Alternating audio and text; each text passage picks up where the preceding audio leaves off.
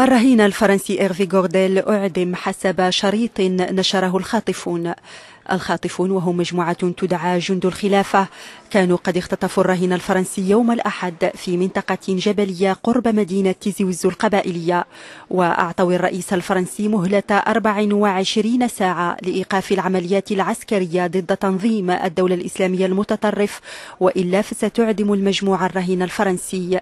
لكن رد السلطات الفرنسية جاء حازما.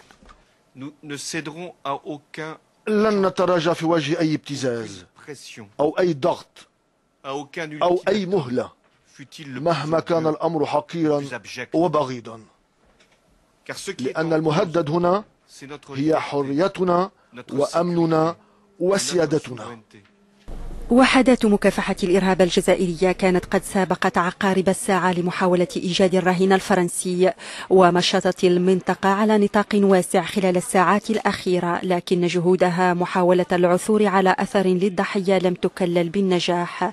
إيرفي غورديل هو مرشد سياحة جبلية عمره 55 عاما، كان برفقة أصدقاء له جزائريين في منطقة تيزي وزو على بعد 110 كيلومترات شرق الجزائر قبل أن يختطف.